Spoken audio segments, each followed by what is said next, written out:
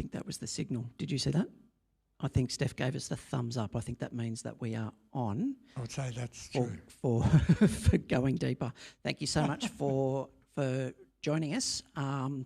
If you've not heard the message that Keith brought today, it was fantastic teaching, focusing on John 10 and particularly calling out some of the I am statements in John 10. Encourage you to check that out, and probably more than once. So Keith, you mentioned to me that you were pretty happy that this was the passage that you were speaking out of today. Why was that? Well, as you probably would have gathered, I really resonate with the beautiful, deep, basic, practical message that comes out of it. But there's a lesser reason, and that was initially I was down to preach on John 11. Yes. And that's a good passage, but I just, when I read John 10, I thought, oh, that's the one. Thank you, Lord. Yep, that's good. And so I loved that that it had really aroused some passion in you, and particularly in terms of this context that we find ourselves in the moment. If we've got some understanding of this gift of grace, that needs to matter to us in difficult times. Can you talk a little bit more about that? Yes. I think grace is a very, very positive opportunity and resource, but it tends to shine more brightly in darker times, both in terms of a community and also in individual living. Yep. So although I think the message of the gospel is that grace should be a basic, everyday, 24/7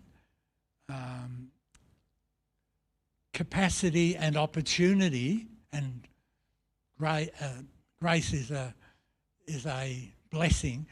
Not only that it should be every day, but also at the deepest parts of either enjoyment or trauma, grace comes into its own. Yeah. In enjoyment, for us to be able to be thankful, just grateful that we are able to enjoy.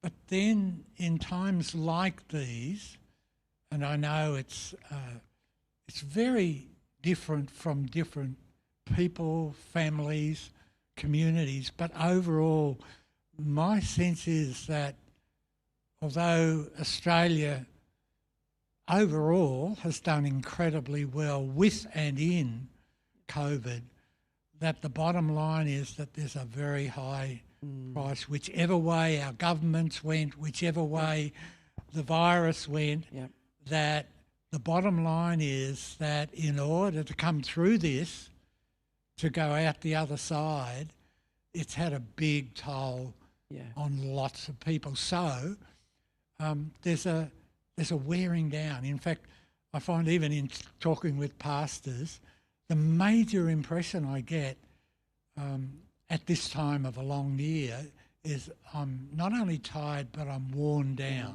Yeah. And when you're worn down, there's the potential for you to think negatively, to not see any colour and any flavour because it's all either grey or black. Yeah. And in those times, I think that's when grace shines most. It's like light is most valuable when it's really dark. When it's really dark. Yeah. How do we cultivate that individually? So what is it that I can be doing, or is there? How do I think in such a way that might cultivate that light, that grace? How do I get in touch with that personally? I could probably talk for a long time, but a way into that is to recognise how important humility is. Yeah. To recognise, and humility, I think, is the bottom line for humility is reality.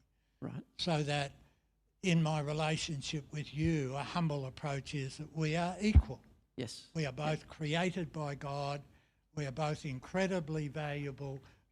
We are equal. I don't deserve anything better or worse than you. In my relationship with God, humility says, I fall on my knees. I recognise not only his greatness, but I recognise his love and his goodness. And I'm just much more than awestruck by that. I worship as a result of that, so that the whole humility which allows me to recognise and accept there is a need for me to get help. Yes. Because I'm taught from so many areas of life that the strong life, the really successful life is a life that's independent, and you don't need. Yeah. You don't need. Not only do you not need any money, you don't actually need any people, because that, I think, is an absolute fallacy. They're cut off from grace. Yes. Yeah. And I think the more we study both life and human nature, the more we see that the more we're drawn into what we think is going to be fulfilling areas of life that would allow us to have pride or feel successful in terms of comparison with other people, the more our lives are likely to close in the older we get, because they don't pay the dividends. The ladder is against the wrong wall. Yes, and that to come to a realistic recognition as soon as possible, I'm a person by God's creation and grace. I am incredibly valuable in his sight and therefore valuable. Yeah. But actually I need help, and I need help not only in the big picture, say I mess up and everybody knows about it and I'm in real trouble or whatever, but for the daily, hourly times at home where I'm tending to, particularly when I'm struggling, to expect the home to revolve around me and my needs. And even with only two of us in the home, that's not fair. And actually, the more I do that, the less the relationship will thrive and be sustainable, and therefore the quality of life, which is very significant that comes through relationship, will diminish. So this reality of the humility of repentance, the humility of forgiveness, the humility and reality of starting again, and the freshness and opportunity of that is for every one of us. There's no, first gear, second gear, third gear, fourth gear in terms of that. And the Bible makes that quite clear, that, if I'm self-centred in some way at home and therefore detract from my relationship with my wife, I'm in the same category as a murderer. So individually, there's this idea that, and I love that really resonates, that it is humility that would anchor us in grace, or make us aware of the fact that we need it. I've heard humility described as accurate self-knowledge in reference to God. Yes. Yeah. Yeah. But then the whole idea of grace is that it is something that exists in relationships. So I love that you see that this, it's my humility and recognise that I'm built as one who needs grace, and then that shows up in my home and in my relationships with those closest to me. So what can we do to be cultivating then that grace in our relationships? So not just me, but us. How do we foster that? I think there's a theoretical answer to that, but I believe it's actually very practical. So you need to unpack it and show how the rubber hits the road. The theological understanding that I have of grace is that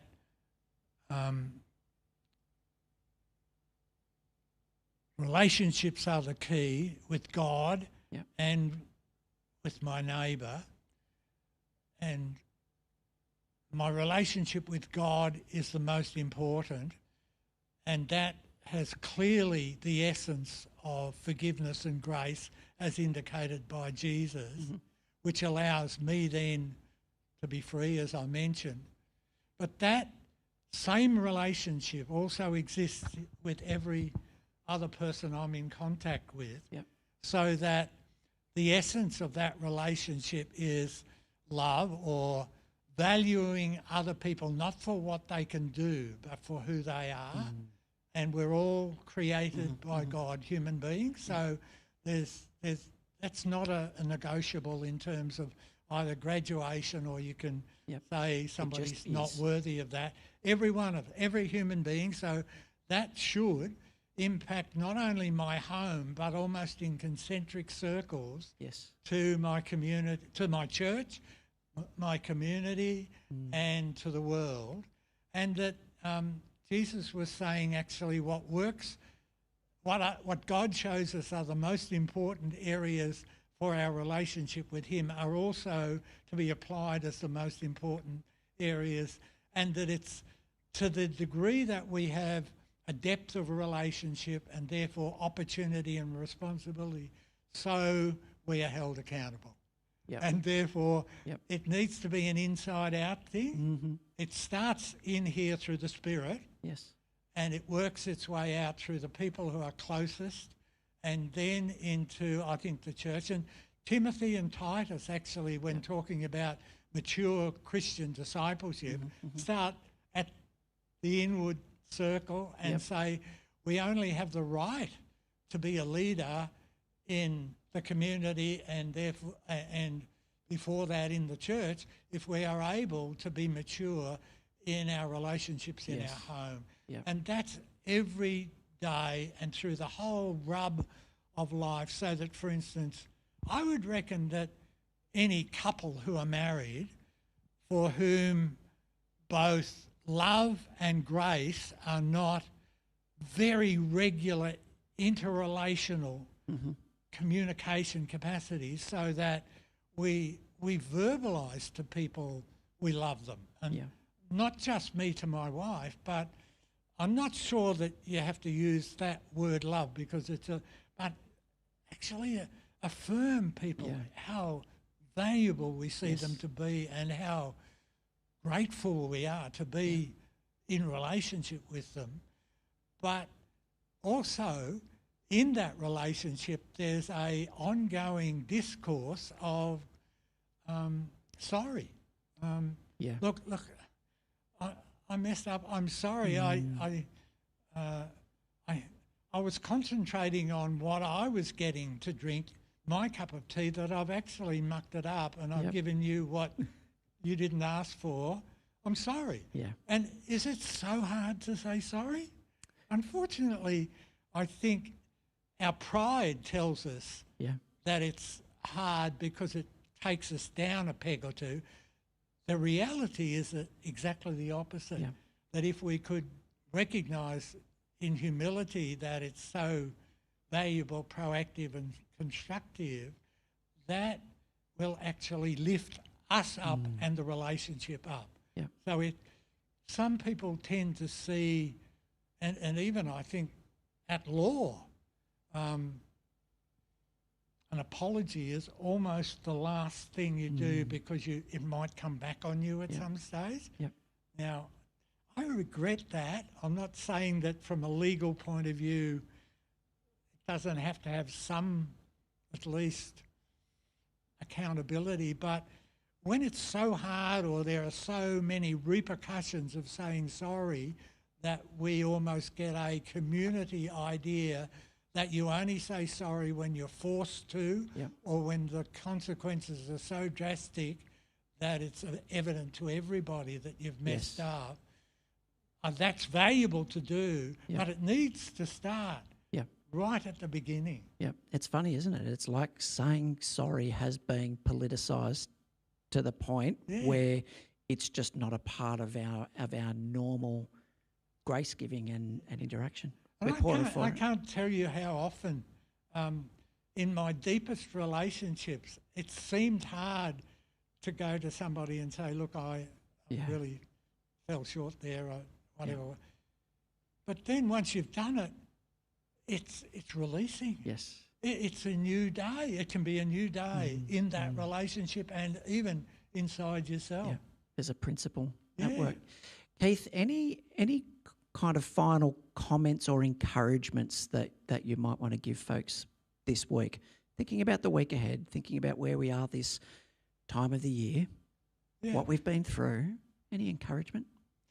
It would be the way I concluded, and maybe to add just a little bit to that, my sense is that in these dark or at least grey times when life is seeming to close in, any act of kindness or love shines brightly, and it will be incredibly powerful because the darker the times, the brighter the light. And people, because we are made by God and his image is still partly in us, whenever we live in harmony with God's way like that, people know and are drawn towards that rather than away from it. Yeah. So it's not only an essence of good, mature discipleship, it's actually the most powerful present mission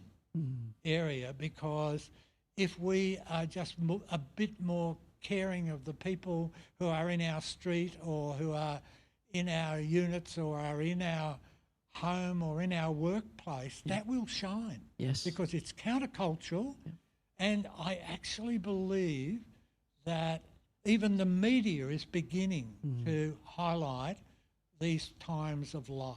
Yep. Kindness. Kindness. Living in harmony with the personality of God. I love it. Thank you so much, Keith. Thank you for your teaching today. I really appreciate that, and encourage you, please take another look at that or another listen to that this week. And let's be people of light, people of grace, people of kindness, ones who offer grace, who are quick to say, I'm sorry, quick to say, I forgive you. I think it matters immensely all the time, but perhaps especially now. Thanks again. See you soon.